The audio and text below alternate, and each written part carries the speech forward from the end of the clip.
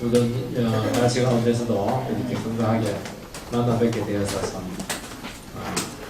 반갑습니다. 우리 한번 인사하도록 합시다. 주님의 영광의 그릇이 되시기 바랍니다. 힘내시고 능력의 시간 되시기 바랍니다. 기도하겠습니다. 하나님 감사드립니다. 무더위 가운데서도 지켜주시고 또 우리 신령 가운데 하나님의 또 영광의 불빛이 있기 때문에 또 날마다 새로운 빛이 비치기 때문에 참 어두움과 절망 가운데서도 저희들 하루하루 믿음으로 승리의 삶을 살게 되는 것으로 고백을 드립니다.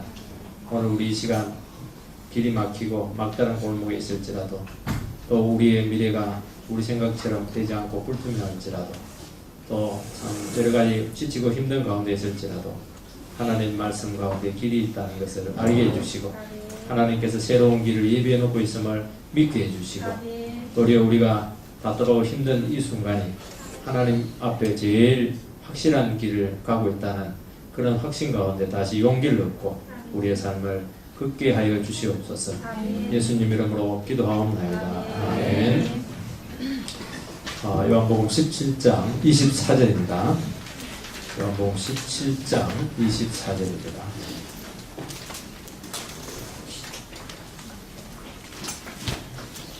한 목소리로 읽겠습니다. 시작. 아버지여 내게 주신 자로 나의 있는 곳에 나와 함께 있어 아버지께서 창세전부터 나를 사랑하심으로 내게 주신 나의 영광을 그들로 보게 하시기를 원하옵나이다. 무더니도 긴 17장을 우리가 연구해 왔습니다. 오늘로서 마지막 17장 할 것 같습니다. 제가 지난주에 세가족을 담당하고 있는데 세가족 권사님을 신방했습니다. 이분은 결혼하신 후에 4, 5년 만에 사별을 하게 되고 1남 1녀를 키우시고 아들이 결혼을 했고 얼마 전에 이제 딸이 분당에서 결혼하고 고향 대구로 다시 내려와서 우리 교회에 오게 되었습니다. 아들은 이제 의사로 딸은 공무원으로 잘 키우셨습니다. 근데 정작 이분은 이제 암으로 고생을 하고 있었습니다. 직장암 수술을 받은 지는 7년이 되었고 2년 전에 또 대장암이 생겨서 또 수술을 받았습니다. 다른 암이었다고 합니다. 인공 항문을 하는 바람에 변이 잘 조절되지 않아서 앉아있기가 힘들었고 또 이게 장 부분에 문제가 있어서 변이 이렇게 딱딱해지지 않기 때문에 먹는 부분에 굉장히 어려움을 겪고 있었다. 그래서 삶의 질이 너무 떨어져서 힘들다고 그렇게 이야기했습니다. 저는 이분을 신방하면서 참 너무 고생한다, 안타까운 마음이 있었고 또 동시에 참 어렵고 힘든 가운데서도 참 귀한 삶을 잘 살아오셨다 하는 것을 알았습니다. 이분에게 이 병은 참 고통이죠. 근데 어찌 보면 하나님이 주신 영광일 수도 있겠다 그런 생각을 했습니다. 젊을 때의 재혼의 길 가지 않고 끝까지 두 남매 키우고 신앙의 힘으로 외로움과 힘든 여정을 잘 견디신 것입니다. 자녀들을 위해서 스스로의 이제 행복을 이제 포기한 것이지 않습니까? 저는 이분에게 다시 한번 물어봤습니다. 자녀들이 어머니 귀함을 실제로 알고 있습니까? 이렇게 하니까 웃으면서 그냥 넘어갔습니다. 두 자녀에게 있어서 어머니의 고통은 사실은 이제 그들에게 있어서는 영원한 영광으로 귀감으로 다가와야 한다. 그런 의미로 사실은 제가 물어본 겁니다. 현실적으로 보면 이제 병든 노모가 부담이 될 수 있는 것이 참 오늘날의 그 현실인 것을 우리 주위에서 많이 보고 있지 않습니까? 힘들하고 거추장스럽게 이렇게 하는데 그런 의미에서 한번 이렇게 물어본 겁니다. 본문은 주님이 어찌 보면 마지막으로 제자들에게 또 앞으로 올 그 성도들을 위한 그 기도입니다. 주님은 오늘 본문에서 성도들이 성부가 성자에게 주신 그 영광을 정말 보게 되기를 간절히 기도한다 합니다. 자기 성도들에게 주는 게 아니고 성부가 성자에게 준 겁니다. 우리 22절에서도 이제 영광이 나오는데 그거는 뭐냐니까 이 성부가 성자에게 주신 영광을 제자들에게 주었다는 겁니다. 이번에는 그게 아니고 성부가 성자에게 주신 영광을 제자들이 보기를 원한다. 그렇게 기도하고 있습니다. 조금 다르죠, 뉘앙스가. 성부가 성자에게 주신 영광이죠. 그리고 성부가 성자에게 주신 영혼들이 주님이 계신 그곳에 함께 있기를 참 소원한다는 것이고, 또 창세전에 성부께서 아들 되신 예수님에게 주신 그 영광을 제자들도 알기를 소원한다. 이런 의미인데 뭐 복잡하죠. 잘 몰라도 됩니다. 이 영광을 보게 해달라. 자꾸 보게 해달라. 알게 해달라 하는 것은 이 영광은 참 알아보기가 어렵기 때문에 이런 말을 하는 거거든요. 그걸 알게 해달라. 보게 해달라. 이것은 잘 안 보이기 때문에 그렇게 하는 겁니다. 그래서 기도를 하는 거예요. 그래서 여러분들이 힘들고 어려울 때 보면 하나님의 영광이 안 보이는데 그냥 너무 상황이 딱하기 때문인데 기도를 해야 됩니다. 이 가운데 하나님의 영광을 보게 해달라고. 아들에게 주신 그 영광을 보게 해달라고. 이렇게 기도를 하시면 보이게 된다는 겁니다. 우리에게 참 필요하죠. 우리 눈에 보이는 이 세상 영광은 잘 보이는데 주님이 주신 영원한 영광은 숨겨져 있는 경우가 참 많습니다. 그 가치도 모르고 살아갈 때가 많기 때문에 상당히 힘들어하고 정말 정작 힘을 내야 될 때 힘을 내지 못할 때가 참 많고 주저앉을 때가 너무 많이 났습니다. 오늘 여기서 한번 극복되는 시간 되기를 바랍니다. 첫 번째는 주님이 계신 곳에 성도들도 함께 있게 해달라고 기도하고 있습니다. 24절 상반절 제가 읽어보겠습니다. 아버지여 내게 주신 자도 나 있는 곳에 나와 함께 있어. 주님은 제자들과 성도들이 주님 계신 곳에 함께 있기를 기도합니다. 내게 주신 자는 성부가 성자에게 맡기신 영혼들이다. 그렇게 이야기했습니다. 그런데 제자들이고 또 제자들의 전도를 통해서 앞으로 오게 될 그 성도들, 교회를 이야기하는 것입니다.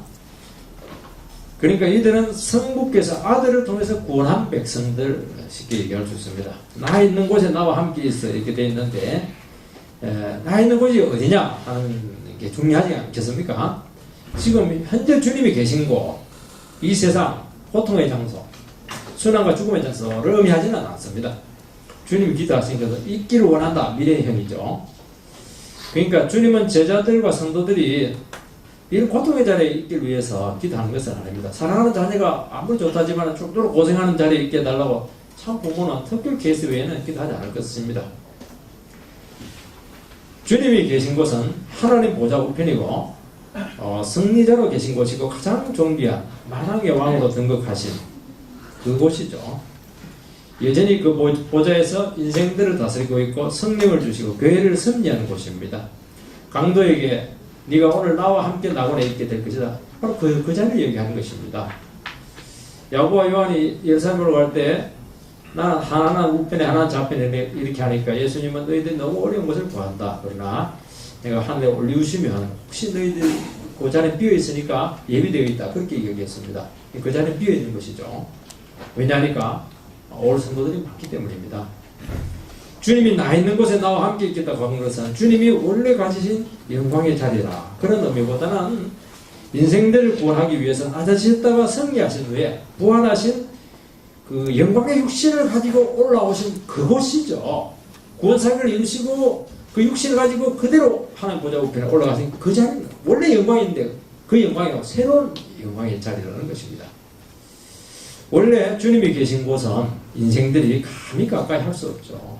쉽게 말해 범접할 수가 없는 곳입니다. 근데 주님이 오셨다가 가심으로써 이것은 이제 영원한 곳이 된 것이 아니고 우리 성도들도 얼마든지 소망하는 그 자리가 되었다. 여러분들 구원을 찾고 뭐 죽어서 천국 가는 그 정도가 아니고요. 그 전에 예수님이 오시기 전에 감히 꿈도 꿀 수 없는 정말 존귀한 하나님 아들의 보좌 옆으로 가는 것입니다. 그렇게 성도들의 지위가 격상됐다는 것을 이야기하는 것이거든요. 그 자리에 너희들이 정말 오기를 원한다는 것입니다. 주님이 세상에 육신이 오신 이유는 인생들을 사랑하고 구원하시기 위해서입니다. 죄인들이 하나님 보좌 앞에 나가는데 너무 죄가 많고 허물이 있기 때문에 걸림돌이 되었기 때문에 그것을 제거하기 위해서 모든 대가를 지불하고 그리고 자기를 비우시고 죽음의 길까지 걸어가신 것입니다. 인간으로 하여금 하나님께 나가겠고 가장 존귀한 자리에 있게 하도록 위해서 그런 수고를 했던 것이고 대가를 지불한 것입니다. 주님은 요한복음 14장에서 예수님이 자꾸 떠난다고 하니까 제자들이 걱정을 합니다. 그래서 제자들에게 거짓말하지 마라. 나는 너희들을 위해서 처소를 예배하러 간다. 그렇게 말씀하십니다. 처소를 어떻게 예배하러 갑니까? 아파트를 지으려고 가는 겁니까? 처소는 맨션인데 천국의 맨션입니까? 아니죠. 십자가 죽음과 영광으로 올리우심으로 마련되는 것입니다. 십자가 죽음을 통과해서 그리고 그 하나님 보좌 우편에 올라가서 거기서 앞으로 올 모든 성도들을 위해서 영광의 자리를 지금 마련하고 또 어떻게 하냐. 그들을 초청하겠다는 거. 가서 있는 게 아니고 계속 초청하겠다는 거. 다시 만날 수 있다는 것입니까? 그러니까 또 말해서 어떻게 가냐고 하니까 내가 곧 길이요 진리요 생명이니까 나를 통해서 함께 갈 수 있다. 그것은 뭘 이야기하냐니까 주님께서 영광의 보좌에 등극해서 제자들에게 성령을 보내주시기도 하고 선지적으로 삶의 현장에 찾아오기도 하고 기도에 응답하시기도 하고 이렇게 해가지고 또 죽어서는 바로 그 영광의 자리를 이 세상에서도 영광을 하나님 보좌에서 직접 오는 그 영광을 체험하고 누리도록 해주시겠다는 것을 말씀하고 있는 것입니다. 그렇다면 제자들은 이 세상에서 걱정할 필요가 없는 것이죠. 걱정하지 말라는 거예요. 이게 고난의 현장 속에서도 주님은 다양한 방식으로 너희들을 만나줄 수 있기 때문에 소망을 가지라는 것입니다. 내가 그리 없는 것이 낫다는 것이죠. 여러분 주님이 계신 그 영광의 자리는 누구든지 올 수 있는 것은 아닙니다. 주님처럼 하나님 나라 원리로 사랑 때문에 자기 자신을 비우고 다른 영혼을 위해서 희생한 믿음의 사람들만이 갈 수 있다는 것입니다.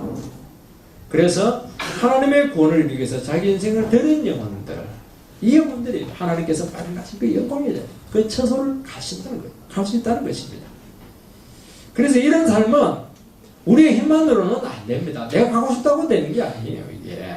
그래서 주님께서는 지금도 영광의 자리에서 우리의 삶의 현장에 찾으시고 힘 주시고 생명 주시고 믿음대로 살도록 새롭게 하시고 그래서 능력의 삶을 자꾸 살도록 이렇게 계속 섭리하시는 것이지 사실 우리 힘으로 할 수 있는 것도 아니에요. 그렇게 하시겠다는 겁니다. 그래서 반드시 내가 너희들이 그 존귀한 자리로 올라오도록 내가 반드시 역사할 것이고 절대로 실패하지 않는다. 지금 그 기도를 하고 있는 것입니다. 여러분 영광의 자리 주님이 계신 곳에 다다를 수 있는 길은 종교행위로 안 됩니다. 자기 노력으로 안 되고 자기 자랑거리 많다고 해서 안 되고 인간의 의로는 불가능합니다. 정말 주님을 믿어야 됩니다. 그 말씀을 실제로 붙들어야 됩니다. 현실 가운데서 정말 말씀에 순종해서 살아가야 됩니다. 이거예요, 이거. 이게 안 되는데 주님이 그것도 해주겠다는 거예요, 이게. 주님과 실제로 살아있는 교제를 나눠야 되는 것입니다. 왜냐하면 주님과 교제할 때 그게 생명이 나오기 때문이고 거기에 길이 열리기 때문이고 진리가 열리기 때문에 그렇게 하는 것입니다. 그래서 진리 속에 살아가는 영혼들을 보면요 진짜 그 사람들 딴 세계 속에 살아간다는 것을 우리는 막 금방 느끼게 됩니다. 막 주님에게 막 빠져있어요. 말씀으로 막 말씀대로 막 흥분하게 되고 정말 세상 길이 안에 믿음으로 자꾸 살아가려고 몸부림치죠. 믿음으로 살아간다는 것은 손에 많이 본다는 것이거든요. 고생 막 한다는 겁니다. 근데 굳이 꾸역꾸역 그 자리를 그냥 살아가는데 힘들지 않냐고 힘들다고 그래요. 왜 그 길 가냐 이러니까 대안도 없고 이게 여기 또 비밀이 많다는 거예요. 여기서 막 자꾸 능력이 나오다라는 것입니다. 또 인생을 맡기고 의지하는 삶을 살아가는 것입니다. 이게 영광의 자리로 가는 길이라는 것입니다. 그때 비현실적으로 보이는 이 하나님 나라가 정말 우리에 가까이 있다는 것을 알게 됩니다. 내가 하나님 세계 속에 들어가 있어요. 실제로 그 속에 살아갑니다. 거기서 누려요. 거기서 생명을 얻습니다. 난 삶의 모든 것이 되는 것이죠. 근데 주의 말씀에 의지해서 믿음으로 살아가게 될 때 하나님 나라, 눈에 보이지 않는 이 생명의 나라가 얼마나 구체적이고 실제적인 하는 것을 여러분들이 그 진짜로 경험해야 되는 것입니다. 그래서요 하나님의 말씀 때문에 믿음 때문에 눈에 보이는 영광을 버리고 참 읽게 될 때 진짜 그때부터 이 영광의 자리가 보입니다. 세상에 있는 막 다 그렇게 하면요 이게 막 허리 가서 보이질 않아요. 근데 진짜 모든 것을 잃어버려 말씀 때문에 진짜 이 세상에서 다 버리게 될 때요 어떻게 되냐 정말 중요한 거 영광의 보좌가 보여요. 이게 스테반이 돌 맞아 죽을 때요 하늘을 바라보니까 얼마나 괴로워요. 영광의 보좌가 바로 보였어요. 주님이 서서 계신 영광의 보좌가 바로 보였습니다. 그들이 기도하는 것이거든요. 여러분 바울은 너무 고생을 많이 해가지고 나는 이제 너무 고생해가지고 세상을 떠나서 그리스도와 함께 있는 것이 정말 좋고 그걸 원한다는 겁니다. 근데 너희들 보니까 너무 지금 신앙이 어리고 참 너무 너희들이 지금 지각이 떨어지기 때문에 내가 너희들 도울지도 모르기 때문에 그 책임 때문에 내가 못 갈지도 모르겠다. 정말 애통이 하는 것이죠. 왜 이런 기도를 하냐니까 바울 사도는 바로 영광의 보좌를 받기 때문입니다. 언제라도 죽어도 마찬가지라는 것이죠. 우리도 그런 기도 하지 않습니까? 나 지금 막 너무 힘든 이 세상 가운데 주님 만나고 싶다. 죽어도 좋다. 근데 막 애들 때문에 참 나에게 딸린 그 식구들 때문에 그 책임 때문에 좀 살아있어야 되겠다. 이런 기도를 정말 그 믿음으로 살아가는 영혼들은 하는 것이 자기가 이 세상 영광 받으려고 사는 겁니까? 아니거든요. 책임지기 위해서 사는 것인데 너무 힘든 거예요. 그래서 한 번씩은요 병이 좀 온다 이렇게 하면 자꾸 통장을 이렇게 정리를 합니다. 유서를 써놓기도 하고 그리고 꼽을 쳐놓은 돈이가 있으니까 개돈 부모는 뭐 이런 것들을 언제 찾으라고 이렇게 하면서 인감 도장한 적이 있고 사놓고 이렇게 얼마나 비장한지인지 몰라요. 이 인간이 지금 살벌한 말을 자꾸 한다고 그렇게 하는 거예요. 왜냐니까 진짜 그 마음속에는 이 영광의 보좌가 너무 걸린 거예요. 이게. 이 두 번째는 주님이 창세전에 누렸던 영광이 있다는 것이죠. 24절 중반절을 보면 아버지께서 창세전에 나를 사랑하심으로 성부와 성자의 영원한 사랑의 연합을 말씀하고 있습니다. 그런데 성부가 성자를 창세전에 사랑하신 것이다. 아주 특이한 표현입니다. 특이한 표현은 특이한 겁니다. 제가 늘 얘기했잖아요. 이상한 것은 이상한 것이고 특이한 것은 특이한 겁니다. 특이하게 봐야 돼요. 평범하게 보면 안 돼요. 창세전이라고 하는 것은 피조세계가 있기 전 영원한 세계죠. 영원의 세계, 피조의 세계의 차이가 있죠. 차이가 뭐죠? 변질 가능성, 한시성, 제한성 이런 것들로 비교가 될 수 있습니다. 창세전의 영원의 세계는 완하고 영구적이고 항구적이고 절대적인 완전을 의미하는 이 하나님의 세계를 이야기하는 것입니다. 그래서 우리가 창세전 하면 바로 뭐가 떠오르냐는 게 예정론이 떠오르는 창세전에 우리를 예정하시고 우리가 태어나기도 전에 영원전에 우리의 구원이 계획되어 있고 결국 우리가 태어난 어려운 말인데 시간과 공간의 세계 속에 주님이 때가 되어서 섭리적으로 찾아와서 결국 우리의 구원을 이루어낸다. 그래서 우리의 구원은 적응적이 아니다. 시간성을 극복했다. 절대 실패할 수 없는 하나님의 완전한 섭리적인 신비가 우리의 구원에 들어있다는 것입니다. 그 여러분들요 구원받은 사람들 중에서 전부 다 신비감이 없는 사람이 없어요. 내가 어떻게 구원받는지 모르는 거예요. 이게 너무 놀랍다는 거예요. 이게 구원받을 수 없는 사람인데도 여러분 자꾸 구원받을 수 없는 사람들이거든요. 너무 신비한 거예요. 이거는 말로 어려지고 설명이 안 되는 것입니다. 왜냐하면 창세전의 영혼의 시간 가운데서 작용되기 때문에 그렇게 하는 것이거든요. 여러분 주님이 창세전에 아버지로부터 받은 사랑이 무엇이냐 하는 것이죠. 물론 성부와 성자는 절대적인 사랑으로 연합되어 있습니다.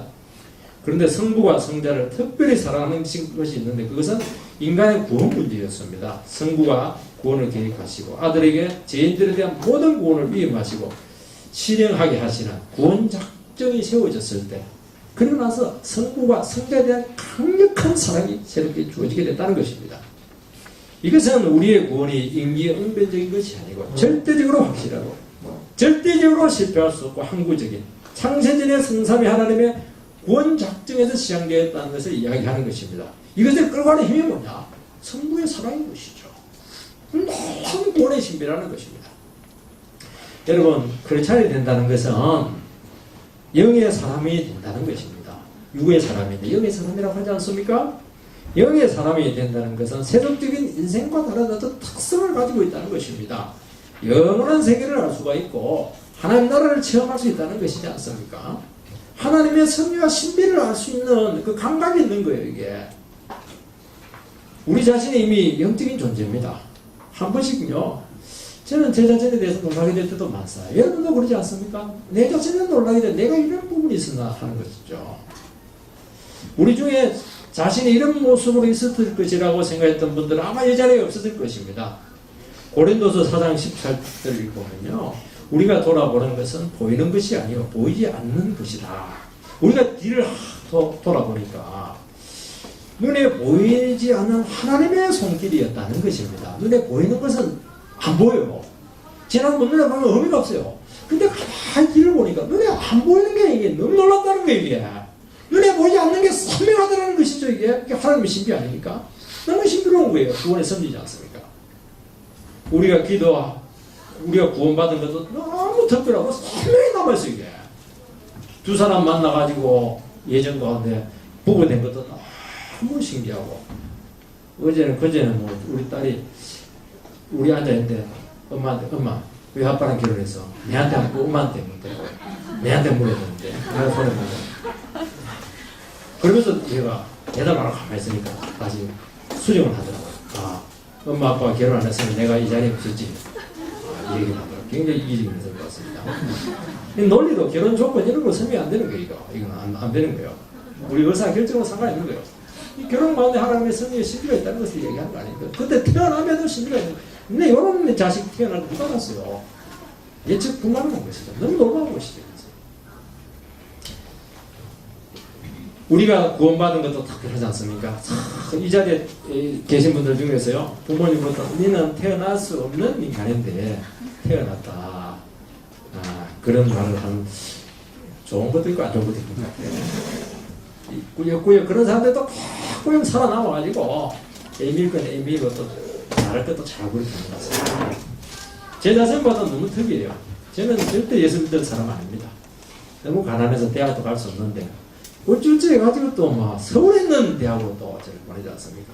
택도 없는데 어떻게 서울에 있는 대학으로 간지 모르겠어요. 그때 하필이면 룸메이트가 누구냐니까 전라도, 저는 경상도인데 전라도 담양 친구인데 정모모 목사라고 정기모 목사 룸메이트에서 한명 만나게 되고, 그 친구가 또 김서 그 수업을 찾아가서 막 이게 변화되면 나는 막 여자보다 핍박하더니만 나도 막 보면서 또 찾아갔다가 나도 막 바뀌어버리고, 그냥 공부도 안 하고 성경 공부하다가 아이고 먹고 살 길이 없으니까 막 신학을 하게 되고, 먹고 살기 위해서 꼭 신하면서 하게 되고, 결론적으로 그렇게 됐어요. 세상이라면 절대로 결혼할 수 없는 또 지금의 안전을 또 만나게 되고, 사무실 놀래요. 당신은 나랑 결혼할 수 없는데 왜 결혼인지 모르겠다고. 그 말은 늘 내가 손해봤다는 그런 손해의식이 있습니다. 아내도 뭐 늘 그래. 내 당신하고 왜 결혼했는지 모르겠다고. 가난해 심하시야 내가 이 나이까지 미쳤다고 결혼하냐고 하는데, 그건 뭐냐니까 왜 결혼했는지 모른다는 거예요. 참 놀랍죠. 원하는 대학교까지 갔으면요 정말 그 미련이 참 있습니다. 돈도 많이 벌고 그렇게 할 텐데 다 재지는 자리였을 텐데, 예수 믿는 바람에 참 다행이라 목사까지 되다니 이러면서 정말 풍성하지 이러면 뭐 말씀으로 얘기하니까 아멘 할 수밖에 없어요. 다 주님 또 돌아보면 놀라운 게 이게 신비라는 게 이게 전부 다 제만 그러겠어요? 우리는 하나 정하지라는 겁니다. 그래서 성도의 삶은 하나도 어떤 것이 없고 주님의 섭리 가운데 일어나는 것이고, 당장은 이해가 안 되지만은 믿음으로 살아갈 때 버릴 것이 없다라는 것입니다. 버릴 것이 없어요. 한 해가 다르고 또 한 해가 다르고 3년만 돼도 너무 멉니다. 너무 많은 일들이기 때문에, 너무 많은 생명한 일들이기 때문에 그렇게 하는 것입니다. 그래서 후회가 없는 거예요. 후회함이 없어요. 우리 하루하루의 삶이라고 하는 것은. 왜냐하면 주님이 함께한 삶이기 때문에 그렇게 하는 것입니다. 특히 세상적으로 망하는 길을 가게 될 때 너무 비참할 것 같다고 사망의 엄침한 골짜기를 걷는 것 같았지만은 그곳에서 특별 선지를 체험하게 되는데, 그게 참 새로운 길이 있었고 생명의 역사를 하는 것입니다. 그러니까 우리는 새로운 길을 너무 많이 발견한 것입니다. 그런 게 세상에서 우리가 넉넉히 이긴 거 아닙니까? 길이 없는데 어떻게 이겼어요? 다른 여러 가지 길이 있으니까 그냥 우리가 세상에서 여기 부리는 것이죠. 세상에는 길 하나밖에 없어요. 출세의 길 돈밖에 없으니까. 그 자리에서 너무나 많은 하나님을 경험하게 되더라는 것입니다. 이 세상은 흘러가는 대로 따라가야 됩니다. 돈이 있는 곳, 세상 영광을 갖는 곳, 명예와 권력이 있는 곳으로 다 가게 되어 있습니다. 근데 이상하게 이 세상을 거스리면서 살게 되더라는 것이죠. 여러분, 그렇지 않은 세상을 거스리면서 산다는 것은 결과론적인 생각일 뿐입니다. 내는 그리 안 가고 싶었어요. 그리 가게 되었어요. 선지적으로. 왜? 주님이 그쪽으로 그렇기 때문이죠. 물은 아래로 흐르게 되어 있지 않습니까? 이 반대로 거슬러 올라가려고 하면 반드시 강력한 힘이 있어야 됩니다. 아파트에서 높은 옥상까지 물 끌어오면 양수로 확 끌어올려야 되는 것이 다른 외부적인 힘이 막 주입돼야 되는 것입니다. 여러분 우리가 어떻게 세상을 거슬려서 갈 수 있겠습니까? 따라가는 것도 힘든데 말이죠. 쫓아가는 게 힘들어요. 그것은 외부적인 힘이 우리에게 주입됐다는 거예요. 양수가 들어왔다는 겁니다. 우리에게는 이런 힘이 있다는 것이죠. 이상하게 주님의 능력이 우리를 하여금 세상을 거스리는 삶을 살게 하자는 것입니다. 여러분 조금 하는데 힘들면 중간에서 내려와 버리면 이게 끝장이에요. 10절까지 올라갔다 떨어져 보세요. 끝장입니다. 그냥 팍 치고 가는 것이죠. 여러분 살아있는 물고기들은요 댐을 거슬러 튀어 오르지 않습니까? 이야 그것을 보면서 정말 살아있다는 것을 알게 되지 않습니까? 죽은 고기는요 아무리 느리게 물이 흘러도요 눈에 안 보여도 슬슬 떠내려갑니다. 죽어있어서 그래요. 살아있는 고기는 댐을 막 거슬러 올라가는 것이죠. 왜요? 생명이기 때문에 그렇게 하는 거예요. 이게 마찬가지입니다. 우리 안에 생명이 역사하고 살아있을 때 세상을 거스리는 삶을 살게 되는데 불가능한 자극을 뛰어넘습니다. 참 놀랍죠. 여러분 힘이 빠지는 것이 정상인데 능력이 막 더 강력해지고 장벽을 넘으면 막 그냥 주저앉아 버려야 되는데 장벽을 넘으면 막 더 그냥 살아서 그냥 이렇게 힘이 나는 것이죠. 가만히 있으면 막 점점 처지는데요. 힘들고 어려운 가운데 장벽 하나 통과하죠. 그러면 더 힘이 나요. 왜냐하니까 주님께서 더 힘을 줘버리거든요. 왜냐하면 더 큰 장벽을 넘어야 되니까. 그래서 이사야서 40장 29절에 31절에요. 소년도 넘어지고 장정도 쓰러지는데 여호와를 앙망하는 자는 새 힘을 얻으리니 독수리 날개치며 올라갈 것이다. 말하지 않습니까? 이게요. 좋은 말이 아닙니다. 이 실제예요. 이것은. 여러분 소년과 장정은 세상에서 가장 에너지가 넘치는 사람입니다. 여호와를 앙망하는 사람은요. 세상에서 진이 다 빠진 사람입니다. 소망을 다 잃어버린 사람이에요. 인생의 막다른 골목에서 정말 주님만 앙망하는 것이죠. 주님의 구원만 바라보고 있는 것입니다. 그게 뭐냐니까 여호와를 앙망하는 거예요. 앙망한다고 하면 뭐 넘쳐가지고 앙망하는 게 아닙니다. 정말 처절한 것이죠. 한순간의 능력이 임하면서 가장 비참한 자리에서 독수리가 비상하듯 최고의 자리까지 치고 올라가는 것이죠. 그 힘이 어디로 온 힘이냐 그게 하나님 주신 힘이 아니에요? 성령의 손길 아닙니까? 이 모든 것이 그냥 되는 것이 아니고 영혼의 세계 속에서 구원을 이루시는 주님이 계시기 때문에 가능하다는 것입니다. 여러분 죽기 전에 있는 영혼들에게요 저는 기도도 해주고 찬송가도 불러주면요 눈물을 쫙 흘리면서 막 얼굴에 막 한순간에 생기가 도는 것을 너무 많이 봤어요. 2년 전에 제가 한 90이 넘은 우리 할머니인데 입원해서 고기를 끊었어요. 좀 건강인데 이상하게 안 먹는 거예요. 입원을 했는데도 안 먹어요. 그래서 너무 따님이 답답해가 딸도 병이 있는데 저를 초청됐습니다. 그래서 손을 잡고 간절히 기도를 했는데 아니 제가 하고 나서 전화가 바로 왔어요. 아니 목사님 가고 나서 바로 밥을 찾더라는 거예요.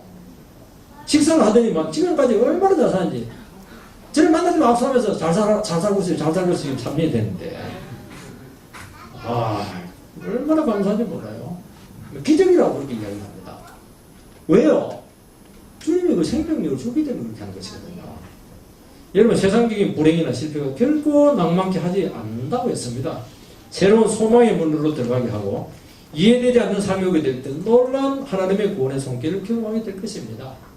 이게 창세전에 성부가 성자를 사랑하신 그 구원 역사 계획 속에 다 포함되어 있는 거예요. 이거 하라고 이거 위해서 성부가 성자를 사랑했고 우리를 위해서 죽으셨던 것입니다. 마지막으로는 주님이 받은 영광을 보게 해달라 그 기도입니다. 24절 하반절을 읽으면 내게 주신 나의 영광을 그들로 보게 하시기를 원하옵나이다. 주님은 성부가 주신 영광을 성도들에게 보게 해달라 그렇게 기도합니다.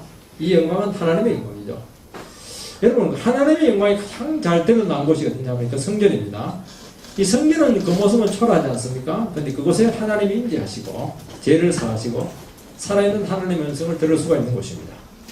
아까도 얘기했죠. 세키나의 구름이 성전에 나타나게 되는데 여러분 왜 영광이 구름으로 세키나의 구름으로 신적인 구름이라고 하는데 신적인 구름이라도 구름입니다. 구름은 은폐성이에요. 영광이 드러나려면 백일단처럼 확 드러나야 되는데 왜 그 구름으로 가리웠냐는 것이죠.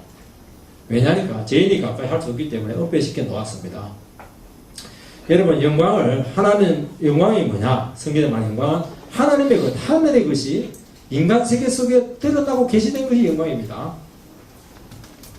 세상에 드러나게 될 때 어떻게 드러나냐? 완전한 모습으로 나타나지 못해요. 다른 모습으로 나타나는데 이것을 영광을 감추었다. 그런 의미죠. 어려운 표현인데 그냥 한번 듣고 넘어가시면 됩니다. 여러분, 주님은 영광의 보좌에 계신 분 아닙니까? 너무 존귀하신 분이세요. 근데 이 세상에 나타나게 될 때는 육신을 입고 은폐가 되었던 것이죠. 이 세상에 되면 그게 주님의 영광이에요, 여러분. 여러분, 내가 하나님의 말씀을 증거하고 있습니다. 귀 있는 자들은 들을지어다. 그렇게 말씀하지 않습니까? 제가 말하는 이 말은 그냥 평상시에 쓰는 말이에요. 성경의 말씀도 신약은 헬라어고 구약은 히브리어인데 일상적으로 쓰는 그냥 말입니다. 대화체입니다. 근데 귀 있는 자들은 그 평범한 말씀 속에서 하나님의 음성을 드러내는 것이죠. 그때 영광을 받다고 하지 않습니까? 예배 시간에 하나님의 말씀을 듣는데요. 하나님의 말씀 속에서 살아있는 음성을 듣게 될 때 뭐라고 얘기하니까 설교자 하서 그게 아니에요. 나는 오늘 이 예배를 통해서 하나님의 영광을 체험했습니다. 그렇게 말하는 것입니다. 이게 뭐냐, 영광이 이 세상 가운데 은폐 가운데 드러나는 방식인 것입니다. 주님은 모든 곳에 계시지만 성전에 계신다는 것으로 영광을 보여주십니다. 영광의 어떤 면을 교훈하기 위해서죠. 성전에 보여주는 것이 무엇이에요? 성전은 예수 그리스도를 예표하는 것입니다. 번제단, 물두병, 성단에 있는 모든 성물들 주님의 구속과 연결되어 있죠. 그리고 출애굽을 상징해요. 번제단은 재물을 이렇게 태우는 거 아닙니까? 근데 장자 주님이 애고 장자 주고, 물두병은 뭐예요? 손을 씻는 거에 홍해를 건너는 것입니다. 성소에 보면 떡상이 있고 촛대가 있고 향단에 있죠. 불기둥, 구름기둥, 만나요, 만나. 출애굽이죠. 출애굽은 그 말은 뭘 의미하냐? 출애굽은 하나님의 영광이 드러난 거예요. 세상과 드러난 거예요. 어떻게 출애굽이 하나님의 영광이 드러난 겁니까? 그렇게 애를 먹이고 그렇게 반역했던 그 민족들인데도 불구하고 실패의 연속, 배교의 연속인데 세상적으로는 너무 모험하지 않습니까? 사진도 빙빙에 사목만 또 그냥 광년만 동고밖에 없어요. 그래서 뭐 일을 했어요? 아무것도 안 했어요. 그게 무슨 영광이에요, 그게? 최고의 영광이라는 거예요. 성령과 비교되는 영광이라는 게. 그곳에 하나님의 영광이 집중적으로 예상치 않는 방식으로 드러나게 되겠다는 것입니다. 오래 참으신 사랑. 기적들이 막 나타났다는 것입니다. 이게 뭐냐니까 영광이 우리 세상 가운데 드러나는 방식이라는 것입니다. 주님은 하나님의 영광 그 자체셨죠. 주님은 이 세상에 오실 때 영광을 초라한 육신 속에 다 감추고 왔습니다. 사람들이 예수님의 외모를 보고 너무 초라하니까 막 무시했습니다. 그런데 그분과 교제를 하게 되면 육신 속에 감춰진 그 영광이 어제 나왔습니다. 그래서 은혜와 진리가 충만하더라 요한복음에 기록되어 있는 것이죠. 그리고 요한복음 1장 14절에 보면요, 주님이 육신을 입고 우리 가운데 거하셨다 이렇게 되어 있어요. 이 거한다고 하는 게 뭐냐니까 텐트를 치나요. 텐트. 거한다고 하는 텐트. 텐트 친다면 뭐예요? 출애굽 때 장막을 이야기하는 것입니다. 하나님께서 그 고난받는 그 백성들 가운데 텐트를 치고 그들과 함께 했다는 거예요. 성전으로. 예수님 육신이 우리가 왔다고 하는 것은 고난받는 인생들 속에서 텐트를 치시고 우리가 함께 한다는 거예요. 국문에 오지 않았어요. 그런데 가장 초라한 모습으로 왔다는 것이죠. 그러나 그분은 초라한 분이 아니셨죠. 죄를 용서하시고 인생들을 돌보시고 살아가시고 하나님의 영광이 그분에게 완전히 쌓여져 있는 것입니다. 이런 본문에서 주님은 아버지께서 내게 주신 나의 영광이다 그렇게 고백하고 있습니다. 성자가 원래 가지고 있는 고유한 영광이 아니고 구속 사역을 이루도록 위임 받을 때 주신 특별한 영광이 있다는 것이죠. 특별하다는 건 특별하다고 했죠, 여러분. 죄인을 사랑하기 위해서 모든 자신의 영광을 버리고 초라한 모습으로 오시고 고난받으신 모습 속에서 드러난 이 아버지의 영광, 사랑과 은혜를 너무너무 이쁘게 잘 보여줬다는 것입니다. 이 영광은 눈에 잘 드러나지 않고 전부 다 감춰져 있습니다. 주님은 철저히 성경된 삶을 살았다는 것입니다. 초라한 모습으로 인생을 구원하셨고 심지어 자기 자신의 몸 자체가 찢겨져서 성전의 제물로 바쳐지게 되었던 것입니다. 이게 영광의 영광. 영광이 뭐 이게 세상에 출세해서 다른 칭송받는 게 영광이 아닌 거예요. 십자가에 죽은 겁니다. 초라한 육신을 가지고. 그런 건 말하시면 자기를 비워가지고. 이 영광은 감춰져 있지만 여전히 성전된 삶을 살아가는 영혼들에게는 보이기 시작합니다. 이 영광을 봐야 돼요, 여러분들이. 그러나 세상 영광에 취해 있고 자기 영광을 추구하는 영혼들에게는 이 영광은 철저히 감춰져 있습니다. 오늘 성전된 삶을 살아가는 영혼들은 초라한 모습으로 드러나게 될 것입니다. 비참할 수 있어요. 세상에서 알아주지도 않고 어떻게 보면 영원히 잊혀진 존재로 살아갈 수가 있습니다. 그러나 그 영혼 속에 하나님의 영광이 감춰지기 시작합니다. 바보처럼 이 세상에서 말씀대로 살기 위해서 손해보고 초라해지게 될 때 세상에서는 무가차게 보일 수 있지만 그 영혼 속에 정말 하나님의 지혜가 들어있게 되고 그 생명이 감춰져 있습니다. 그 지혜가 너무너무 깊고 놀라운 것이죠. 다른 영혼들 위해서 자기를 드리고 당했지만 용서하게 되고 복수하지 않을 그 속에 섬김과 인내와 온유라고 하는 하나님의 영광이 집중적으로 감춰지게 되는 것입니다. 놀라운 것이에요. 여러분 오늘 말씀하고 있지 않습니까? 제가 지난주에 한 영혼을 미술하는 분을 가서 예배를 드렸는데요. 10편 8편 여호와 우리 주여 주의 이름이 어찌 그리 온 땅에 그렇게 가득한지요. 그 자연의 영광 하나님의 영광 자연 속에 볼 수 있는 다윗은요 자연을 보면서 하나님의 영광을 봤던 것이죠. 이 노래를 할 때는요 다윗이 얼마나 어려울 때인지 몰라요. 너무너무 고통 가운데 있는 것이죠. 그 고통 가운데서 자연 속에 들어간 하나님의 영광을 봤다는 것입니다. 없잖아요. 우리는 우리 속만 파고들 텐데 이 자연을 바라보니까 인생들을 위해서 자연을 너무나 아름답게 만드셨고 막 하나님의 비전 세계를 너무너무 낭비를 했다는 거예요. 이게 우리를 위해서 너무 정원을 크게 만들고 야간 정원, 주간 정원 밤에는 그냥 달빛으로 별빛으로 그냥 조명을 하시고 말이죠. 너무 광활하고 무한대 우주를 창조하셨다는 것이죠. 초월적으로 계신 하나님은 무한대의 우주를 통해서 막 감싸 안으시고 너희들과 멀리 떨어진 것이 아니고 인생들과 얼마든지 연결되어 있다 하는 것을 다윗은 영안으로 보리를 하는 것이죠. 다윗은 절박한 고통 중에 자신에 들어진 하나님의 영광을 인식하고 여유를 가졌던 것이고 이 자연을 통해서 드러난 하나님의 영광을 느끼면서 깊이 인식하는 그러면서 그냥 자기에 있는 고통과 어려움들과 답답한 문제가 그냥 그 영광 속에 막 빨려 들어가면서 회복이 되는 것이에요. 회복. 등산할 때 이렇게 등산해야 돼요. 여러분 본문에 드러난 영광은요 죄인들 망가진 인생들을 구원하기 위해서 아들까지 보내시고 대속하시고 회복시키는 그런 영광이 있다는 것입니다. 천사들도 모르는 찬양해 주지 않습니까? 이것이 결국 모든 인생의 굴곡과 아픔과 비난과 가난을 극복하게 했다는 것입니다. 숨겨진 주님 속의 영광이 있는 그 영광이 이분의 고통과 낮아짐을 통해서 생명으로 능력으로 구원으로 드러나게 된 것입니다. 오늘 성도들을 주님께서는 바로 이 세상의 영광으로 나타나게 하지 않고 숨기시고 쫙 만드셨다는 것입니다. 그 이유는 우리 속에 하나님의 영광을 꽉 채우기 위해서입니다. 그래서 연단하고 징계하고 우리를 깎으시고 죄를 뽑으시고 세상 욕심을 다 빼내서 하나님의 영광을 우리를 꽉 채우는 것입니다. 여러분 마음속에 욕심으로 채워져가지고 거기서 뭐가 나오겠습니까? 불만밖에 안 나는 거예요. 썩어짐밖에 없는 것입니다. 그래서 무슨 생명이 나오겠습니까? 뽑아내야 되는 거예요. 이게. 진정 성결된 삶이 되도록 하기 위해서 그렇게 하시는 것입니다. 우리는 내가 잘나고 똑똑하고 세상적으로 두각을 더 내몰서 하나님께 영광이 된다고 하는데 그건 전부 다 낭설입니다. 낭설. 주님은 그렇게 하지 않는 거예요. 결과론적으로 그럴 수가 있어요. 과정일 뿐이에요. 그것도. 질그릇 같은 우리 육신 속에 복음의 보화를 담으려고 하는 거 아닙니까? 우리는 막 질그릇을 막 그냥 자꾸 자기로 만들려고 그래요.